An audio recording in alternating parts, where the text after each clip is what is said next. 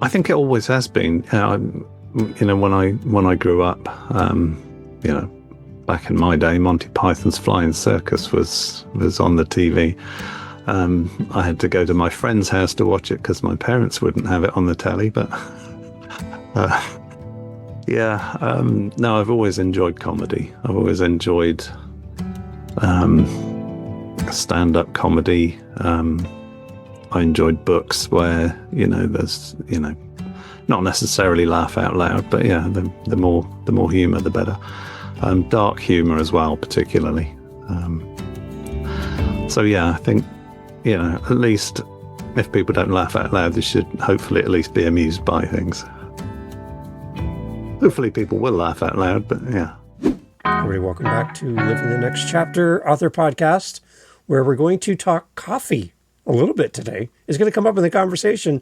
We're going to be talking about a great new book that comes out tomorrow. As of the time of recording, tomorrow the book is ready for you, and you're going to fall in love with this. You're going to fall in love with this author as well. Mark is here on the show to talk about his journey as an author, and again, a great book you're going to fall in love with, especially if you love coffee, right? So, Mark, welcome to the podcast. Glad to have you here. Hi, Dave. Thanks very much for having me. Excellent. I love the accent, but I know that you're living somewhere else right now. Where are you today? I live in Washington, D.C. right now. Very good. And you grew up, though, across the pond, right? I grew up in Reading in England. Yes. There you go. Yep. Excellent. So would you consider that home then? It's hard. Yes. I suppose so. I guess. Yes. There you go. Okay. And you grew up in an area that steeped in history, an amazing part, right, of the UK? Well, Reading itself is not so much historic. It's kind of a dormitory town for London. It kind of grew up mostly, I guess, in the 60s. It expanded a lot in the 60s, and that's when my parents moved there. But around and about, there are a lot of historic places like Oxford and Bath. Where I went to university in Canterbury there's a lot of beautiful towns around London. Reading is not really one of the most beautiful. I've got to confess. So if you're listening from Reading, our apologies, but yes, thank you for listening anyway. There you go. Excellent. So congratulations on the new book. This is exciting. Let's talk a little bit as well. I was reading on your website. We'll have a link for that in the show notes. But you have a very interesting kind of career as well outside of writing.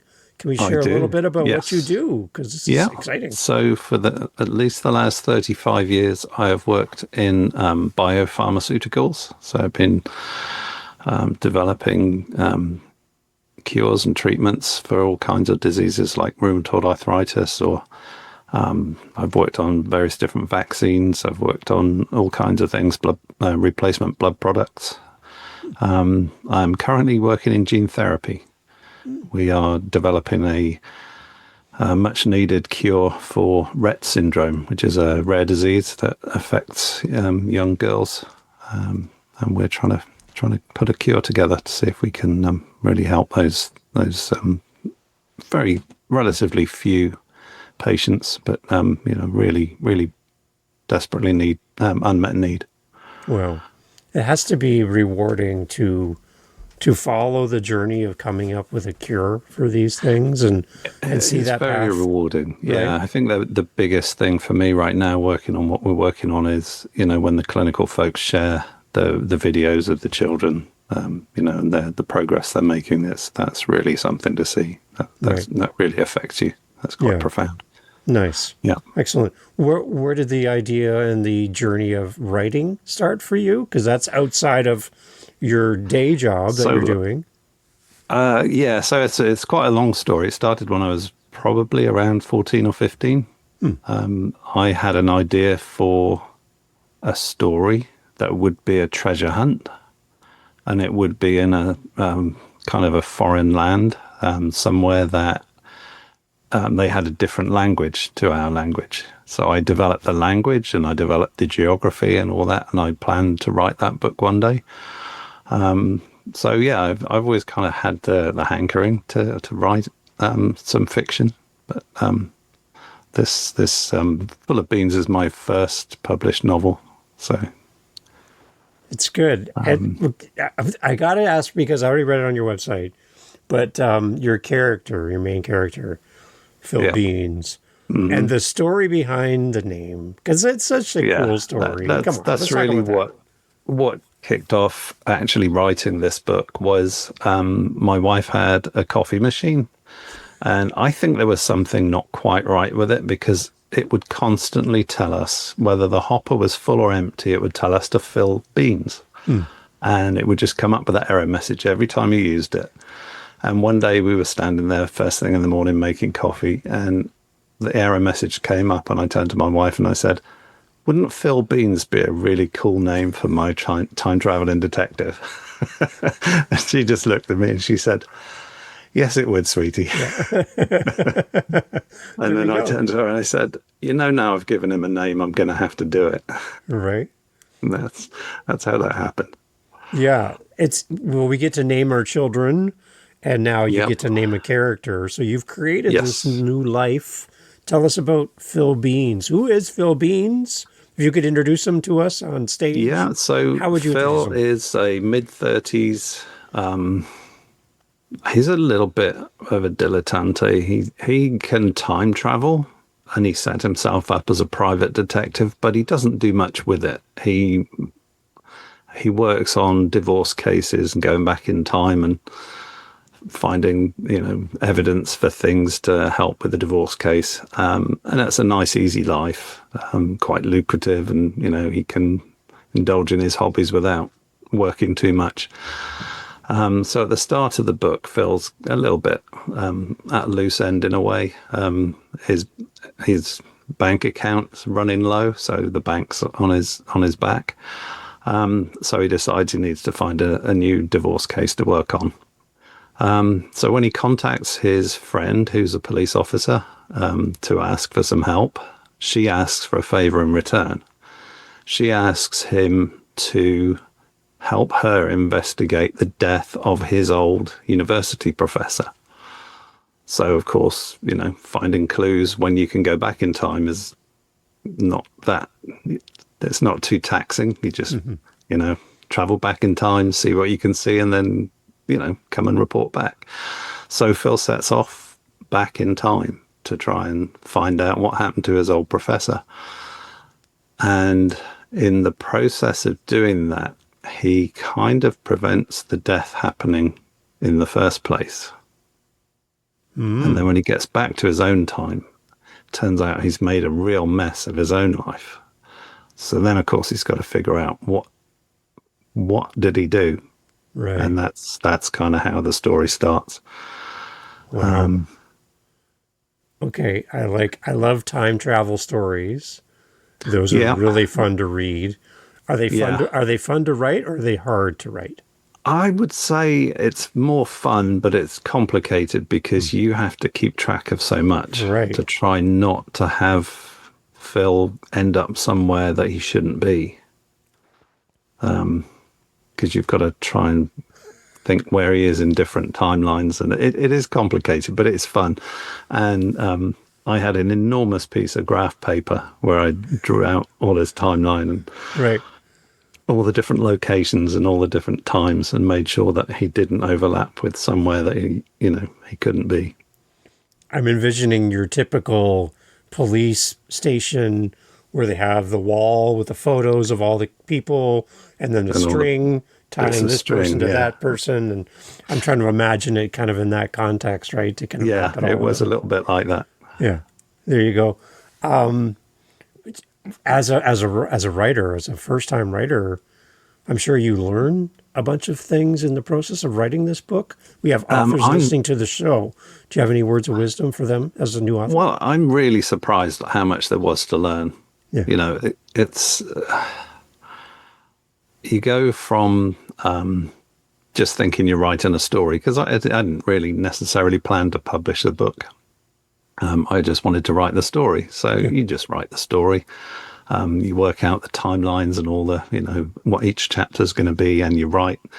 And then you think when you've done it, well, I need to do something with this. So I got in touch with someone who helps you find people who can critique your book. It's a guy called David Durr at Write by Night.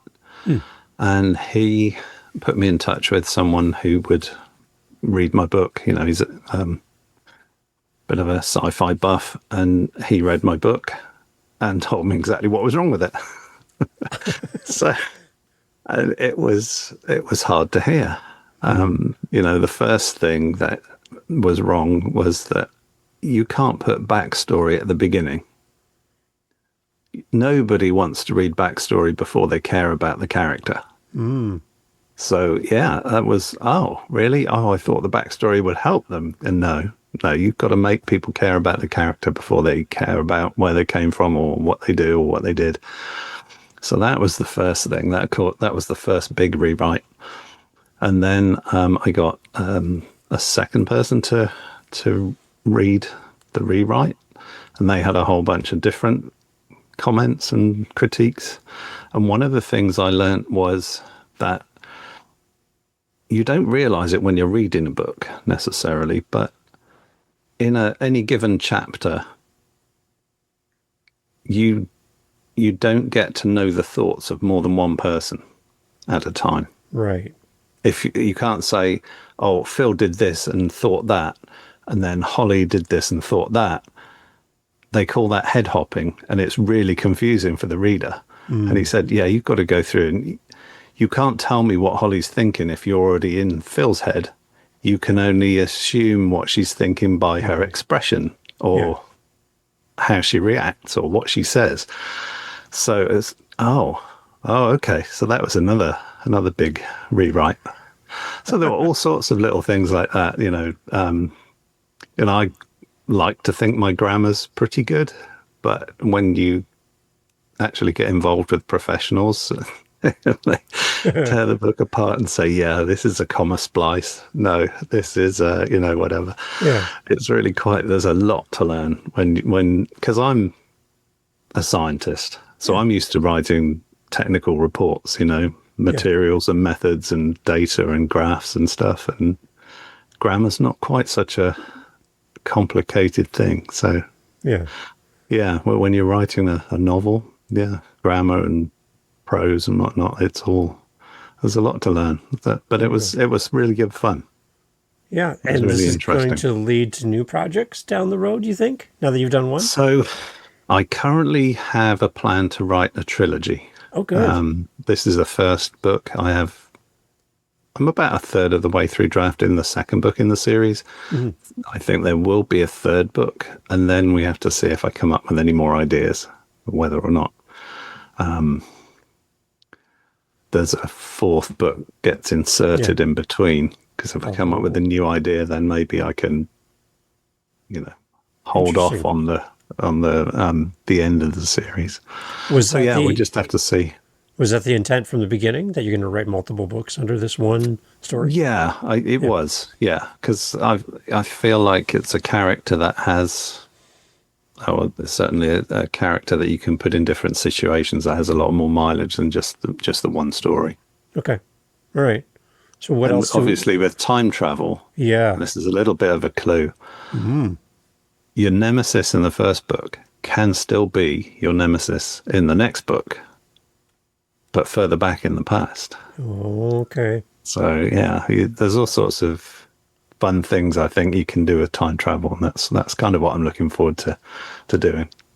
Are there any authors that you like to read for fun, for recreation? So probably my favorite author is Douglas Adams, and he wrote 2.5 books, I think. So the two books he finished before he died were Dirk Gently's Holistic Detective Agency and The Long Dark Tea Time of the Soul. They're both books in the same series about a detective called Dirk Gently, and they were really inspirational for me. They're just such clever, funny books, and I just loved reading them. they are a little bit more fantastical than mine, but they really were books that I just loved having discovered. And that's a little bit of the inspiration for writing the book in the first place, was wishing I could find another one of those and thinking, well, if you can't find it, go write it. Might be yours to do, right? Yeah, exactly. Yeah. When I read through your website, Mark, there's a lot of funny, entertaining things that you have on your website that make me just smile. I was just reading through going, if this is how your website is, I can't wait to talk to you. And does that carry over into the book as well? Kind of the feel of the website and everything? I think the book is, I'm going to be honest, the book is probably written better than the website. I think the website's a little bit more informal. Yeah. But yeah, the same humor should be in the book as on the website. Do you have an ideal reader for the book, age-wise, and kind of who your demographics would be for this book? Do you know, I don't know.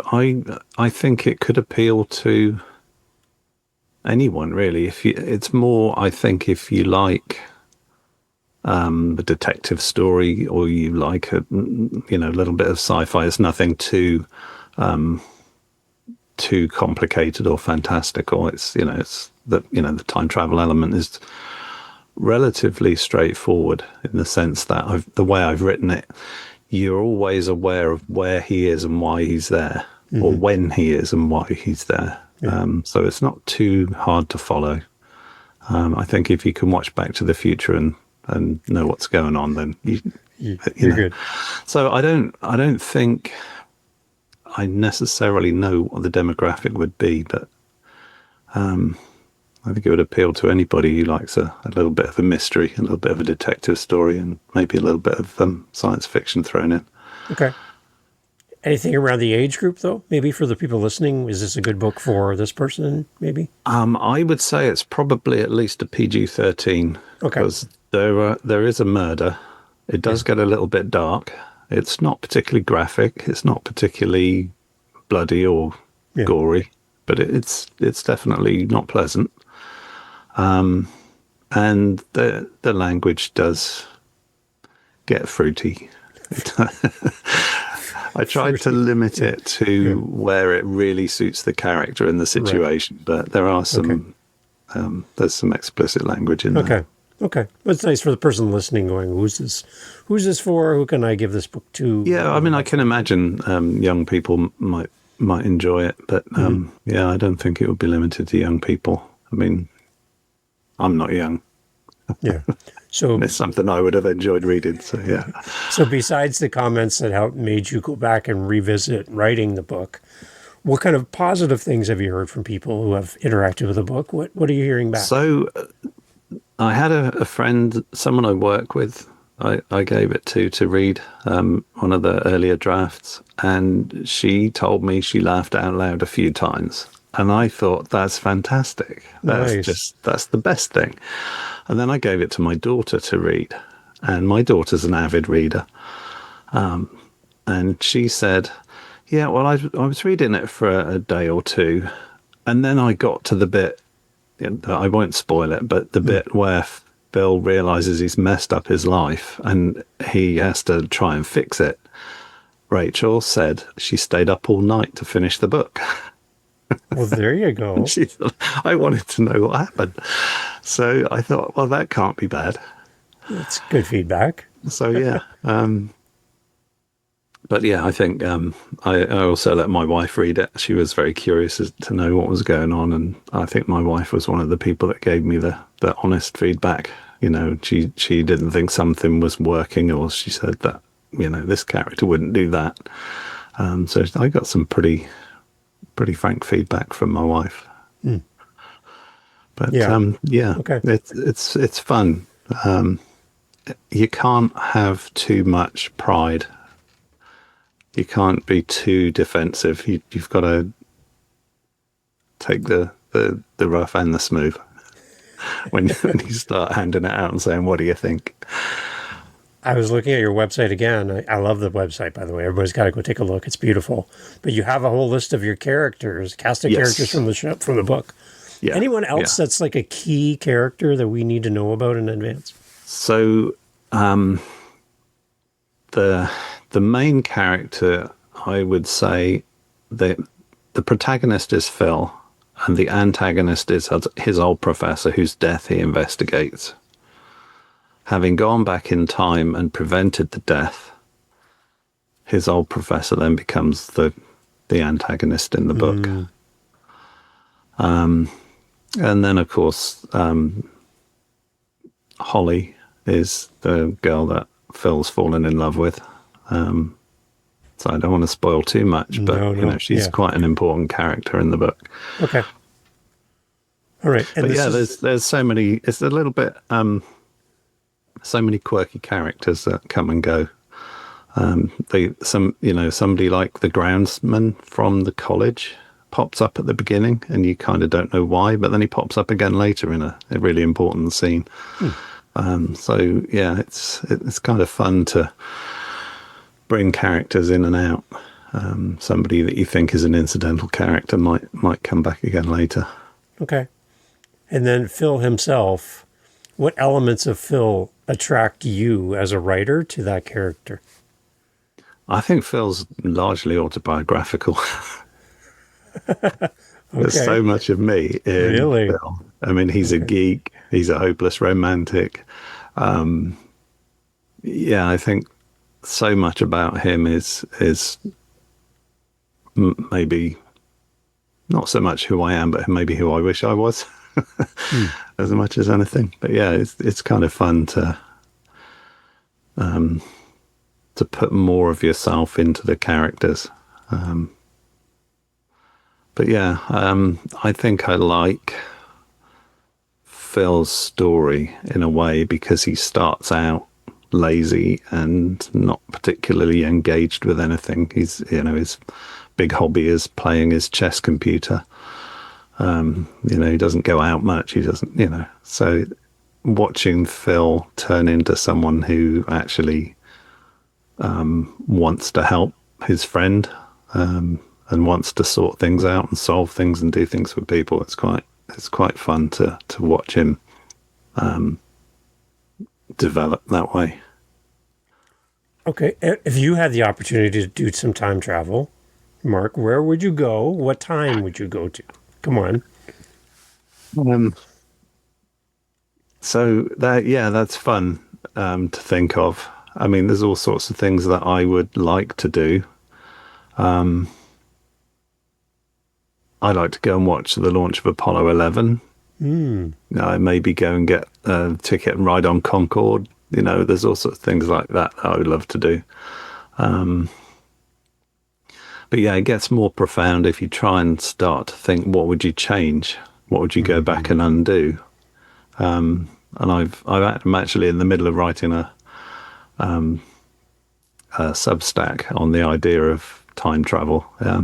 So that should be available on Substack shortly. But it's kind of intriguing to think about the ethics of time travel as well. If you go back and undo something that was good for you, is that bad for someone else? And is that the right thing to do? So, the other element to it is, if you're happy where you are, would you go back and change anything in case it disturbed your timeline?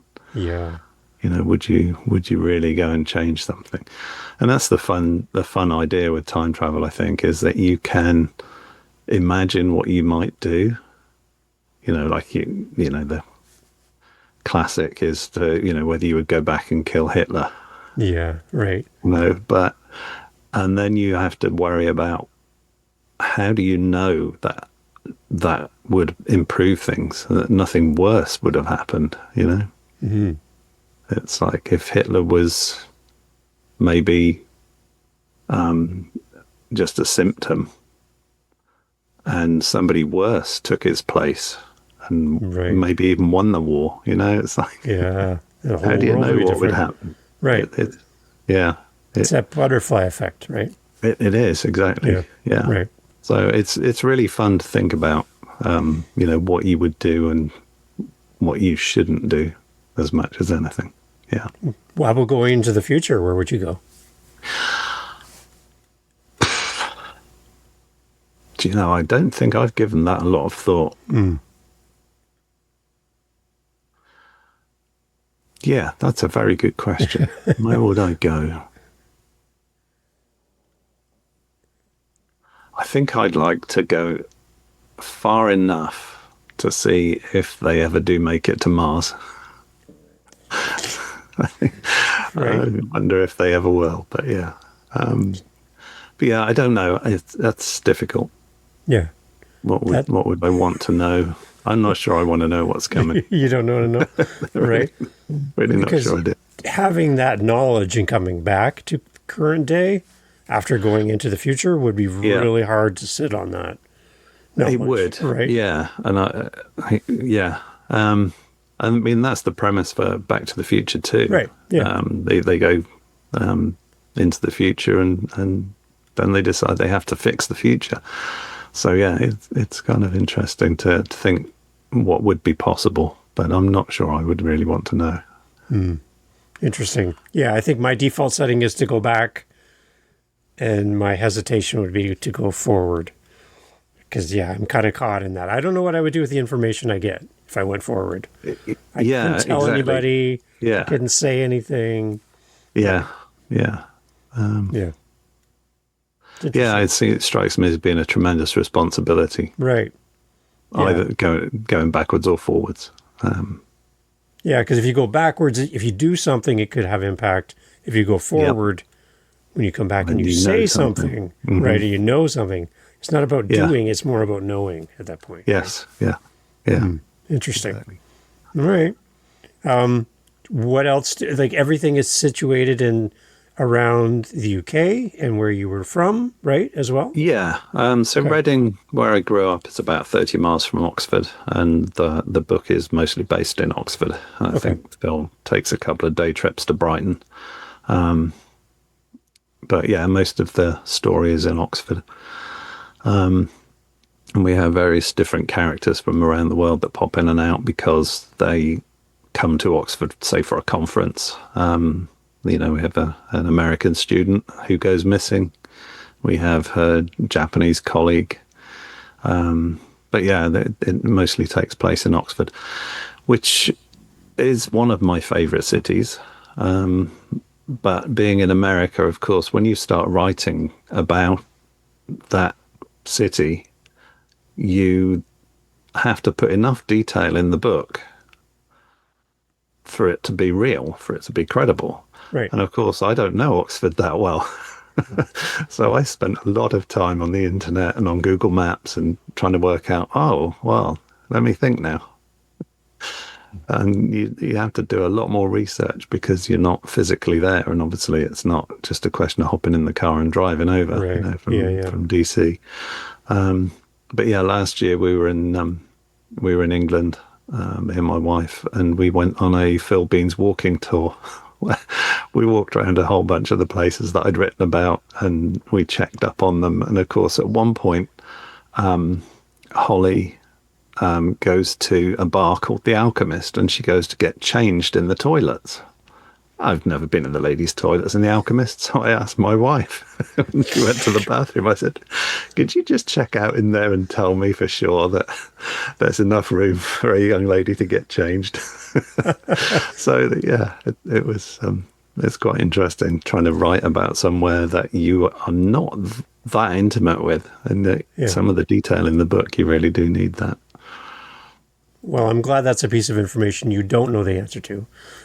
If you had known that, I would have a question for you to follow up with. There you go. But yeah, interesting. Well, I'm like Phil. One of the things in the book is when Phil needs the bathroom and the men's toilet in the pub is not working. They can't go in there. He does not want to use the ladies. So yeah, there you go. That's right. Now I'll ask the question: if this has anything to do with the book that's not something you want to talk about, then please let me know. But his ability to time travel, Phil, is that something he knows that he has, or does he kind of stumble into that? Like, how does he even? So Phil realize? stumbled into it. Okay. So on Phil's 16th birthday, and this is a little bit of a spoiler. Okay. Oh, everybody pay attention. He, his mum has recently died. So on his 16th birthday, Phil is holding a Polaroid picture of his mum that he took 3 years earlier, and he cries. It's the first time he's cried since she died, and he wishes with all his might that he could go back in time just to tell her she was ill. And of course, when he wipes his eyes, he's not in his bedroom anymore. He's back where the picture was taken. And that's how he learns to time travel. That's his first experience. So he's using the Polaroid pictures that he took to be able to time travel. Oh. And there's people who are going to be like, Mark, what's a Polaroid picture, right? Listening. And Okay, I'm like, so we may need to explain that to some. I know exactly what you're talking about, but.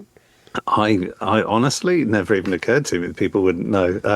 So a Polaroid camera is that old camera that takes instant pictures. You know, you take the photo, and the photo comes out the front, and exactly. Yeah, people shake it, and then the picture develops as you're watching. So the ones that Phil takes take maybe 2 minutes to develop. And that's the idea I had, was that he would gradually dissolve where he is and develop like a Polaroid where the picture was taken.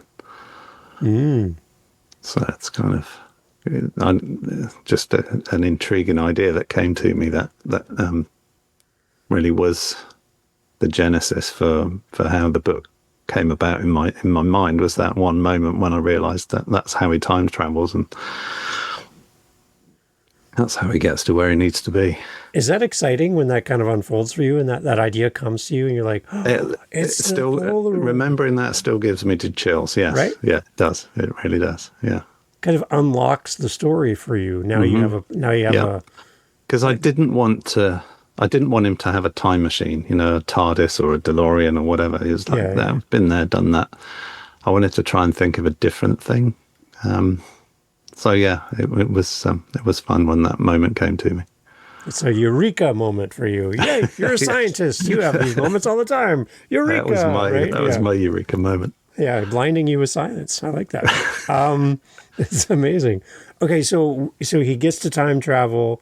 Does he time travel often, or is it like a one time in the novel where he does one trip? Is it? No, he does. I think, if I remember, I counted them up at one point. I think it's like a dozen or so. Oh, it's that he does. Yeah. Oh, okay. All right. He's backwards and forwards because he keeps trying to fix things and realizing he's made it worse. So yeah, he's backwards and forwards through time a few times. So there is a comedic element to this as well, right, in the writing? There is, yeah. I mean, that was the intent, really, behind the book, was to write something fun, something a little bit intriguing, a bit of a mystery, something that would keep people reading, but also keep them entertained, you know, where we can laugh at Phil and his situation or laugh at some of the characters. So, yeah, I think that's a lot of the point of the book, was to make it fun. Most of the scientists I've met aren't extremely funny. They're pretty straightforward and serious and to the point. So you have an element of your own story where that humor is really important for you. I think it always has been. You know, when I grew up, you know, back in my day, Monty Python's Flying Circus was on the TV. I had to go to my friend's house to watch it because my parents wouldn't have it on the telly. But no, I've always enjoyed comedy. I've always enjoyed stand-up comedy. I enjoyed books where, you know, there's, you know, not necessarily laugh out loud, but yeah, the more humor, the better. Dark humor as well, particularly. So yeah, I think, you know, at least if people don't laugh out loud, they should hopefully at least be amused by things. Right. Hopefully people will laugh out loud, but yeah. Yeah, I love a book that, again, has that subtle humor, not over the top, kind of, like, yeah, I get it. You're trying to be funny. But I like it when it's like, oh, I get what you did there. I like that. Yeah. I'm going to read that Well, again. hopefully Right? I like that's that. the kind of humor there is. Yeah. Yeah. That's what sticks out for me. I like that. Yeah. Fingers crossed that's the way it comes over. I keep talking about your website, Mark, and it's just gorgeous. Can you tell me about all the artwork on your website? Because it really brings me into the story. I feel like from the, picture's worth 1,000 words, I'm seeing things, and it's just the Polaroid idea of the photos and everything. Just outstanding. Tell us more about your website. So, when I was thinking about doing the artwork for the cover, before I found a publisher, I was already working on the artwork, and I discovered a website called Artlist, artlist.io, where they use AI, and they have, I don't know, a dozen or so different kinds of art, and one of them is called comic noir. And I just thought this would be fun to play with, and you can do stuff for free to start with, and I got some quite good results with it. I started out with the standard kind of thing that draws something that looks real, and I thought that's not right. That's not what I need. I need something different, something, because Phil isn't real. The book is fiction. It needs to be a little bit darker, a little bit cartoonish. And then I found this comic noir engine that does that kind of cartoon, and it really worked for me. It's just like, oh. So I described Phil. You have to write your prompt for the AI, and it came up, and I just thought, wow, that looks like Phil. That's really great. So I just kept trying. The difficulty is AI is not particularly clever. It does draw people with 3 legs or 6 fingers. It really doesn't do a great job first time round, and there are many, many hours of editing pictures. For what it would come up with, I've done a lot of editing. So when you see the book cover, Phil has a camera and a bag. I took a photograph of my own, because I have a camera, the same kind that Phil uses, and I have a bag that I use. So I took photographs of those so that I could put those on the drawing. Nice. So I did a lot of editing, and then I chose a different background. So I had to cut Phil out electronically, on my MacBook, and then paste him onto a different background because I didn't like the background he was in. So much editing went on, but yeah, that's basically where I get the art from, is from that Artlist Nice. AI engine. I know that when I talk to authors on this show, the topic of your book cover is really important, and the publishers have their own ideas of what they want done on a book. How much, you had creative control then for the look and feel of the book? Yeah, so the cover itself was a real team effort. So Joe, who's my publicist, had the idea that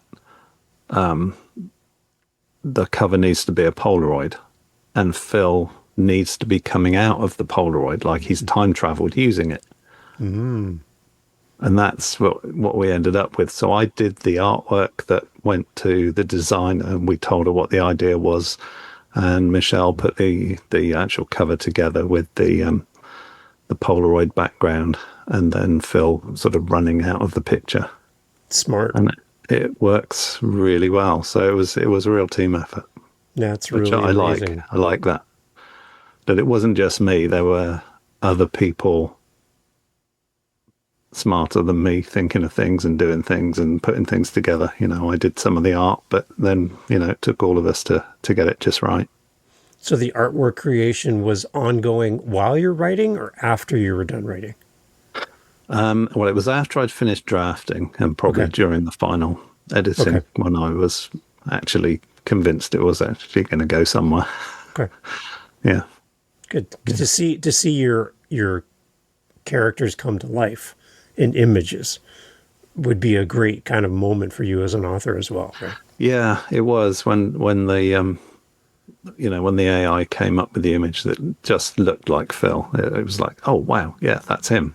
It was a really good moment. Really see him come to life in comic form. It's good. Do you have a creative piece to you as a scientist and what you do Yes. day to day to come up with this Well, kind of? not in my work, but Yeah. everything else I do outside of work is generally creative. Yeah. So I love model trains. So you're building something miniature, and you're building the scenery to go with it. So most things I do, there's a technical component and an artistic component. So, Nice. with model trains, there's all the electronics and whatnot that goes into, physical, making the train go. And then there's the painting it and decorating tiny little people smoking cigarettes like you used to be allowed to on the train. Yeah. And then I've done watercolor painting. I Nice. was a watercolor artist. I don't do that so much anymore, but I've also written music in the past, all sorts of different things that artistic. Yeah. Yeah, I think what really fires me up is when both sides of my brain are working at once. Right. Right. Yeah. Because I think a lot of times we equate a person to what they do for a living. So, Mark's a scientist. Yeah. Mm-hmm. But Mark is much more than a scientist. He's got this whole other piece of who he is. And, we don't always recognize that, right? Yeah, I guess if it depends. If you know me at work, then it's like, oh, wow, you wrote a book. And if you know me at home, it's like, oh, you're a scientist. Oh, really? Okay. Yeah. Yeah. There you go. Excellent. If you could spend a day with Phil walking around the streets of around Oxford, where would you want to go with him for a walk? Where would he take you? I think if I could ask him to take me anywhere, I would ask him to take me to Westgate College, which doesn't exist. It's the college I invented for him to have. All the characters are Westgate College alumni. So yeah, that's what I would like. If I could meet Phil, I'd ask him to take me there because I've never been. I think I would love to have a wander around. There you go. Excellent. I like it. Let's talk about the website again as well, Mark. Where do you want to send our listeners so they can come see some amazing artwork and connect with you and the book? Where do you want to send our listeners? Yeah, so folks can go to markjwilson.com. Don't forget the J. There are so many Mark Wilsons in the world. I had to put the J in there just to narrow it down a little bit. So yeah, markjwilson.com. If you have a search around, like you said, you can find a list of characters, and there are some links in there that you can get to their own websites as well. And if you look probably on where the ad is for the book, there's an Amazon link there, so you can order the book. But there's also a link so you can download chapter 1 and have a little read of chapter 1 and see what you think of that before you go buy the book. There you go. That's smart. Do you think there will be an audio version of the book at all? I think so, yes. I'm hoping so. My wife and my publicist, Joe, they both tell me I need to do the audiobook. I need to be the voice. So, okay, between your wife and Joe, whose opinion matters the most in that conversation? Come on. Be careful, we're recording this. Well, my wife is definitely the sorry, Joe. The one that I would listen to most. But yeah. All right. Yeah. Well, it's good. If she love said audio. don't do it, then I probably okay. wouldn't. All right. Okay. Do you think your voice will be part of that? I'm sorry, what? Do you think your voice will be part of the audiobook? Oh, yeah, that I would read the book. You read it that's yourself? the plan is for me to actually read the book. Yeah. Excellent. And I like the idea then that I would put the intonation where I think it needs to go, you know, and you'd say things how they should be said. And I'm quite liking the idea. I've given it a go. I've tried recording and I've listened to myself over and over, and I'm quite getting used to my own voice now. Yeah. I think it's regal. I think makes me lean in to hear you talk, Mark. So I'm a huge fan. I'm with your wife on this, and Joe. Okay. My hands up. Thank you. I would love to hear this audiobook. Well, my wife did tell me that my accent was half the attraction.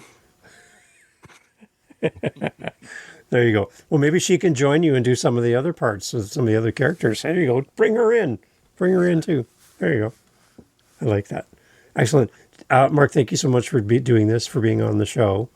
Congratulations on the book launch. I'm going to put it out there because I'd love to have you back as you keep writing. As book 2 is ready, come back and give us an update so we can follow the story. Will do. Yeah. And I'm going to go grab a coffee now because all I can think of is Phil Beans. So thank you for this. This is really great, Mark. Thank you for being on the show. Okay. Thank you for having me. Thanks very much. Everyone, all information, as always, in the show notes. When you buy, not if, when you buy this book from Mark, please go leave a great review. Mark would love to hear your thoughts about the book. Would love that. Why the story connected with you. Pick out something funny that you enjoyed, some of the humor, some of the story, and share that in your review as well. Other people will fall in love with it. Grab a cup of coffee, fill it right up to the top, fill all those beans up, and grab a copy of this book and read it. I'm sure you're going to love it. It might keep you up all night, right, Mark? It might. You never know. You just never know. You never know. Mark, again, thank you so much for being on the show. All right. Thank you. Hey, thank you so much again for pressing play. As you've heard, great guests on the show. And one thing you didn't hear in this conversation is what? What did you not hear? Think about it for a second. That's right. Not a single solitary commercial for a mattress or a supplement or a whatever you call it. No. Why? Because we don't want to break up the conversation with commercials. So the fact that you're still here means that you are a fan of the show, I'm assuming. So if you want to help to keep the podcast going and to make me feel really happy, all I really care about is coffee, okay? I just got to be honest. I love coffee. I'm drinking one right now. It's starting to get cold. I need to warm it up. Helping us with our Buy Me a Coffee link over at livingthenextchapter.com and also in the show notes helps kind of keep the lights on around here. Remember, I'm doing this for free. I'm paying for everything. So I would love to have a little coffee donation, even $5 kind of fills up my cup. And I would love to enjoy a coffee from you. So if you're interested, again, thank you for listening. But you can use our Buy Me a Coffee link and fill up the cup. Thanks for being here.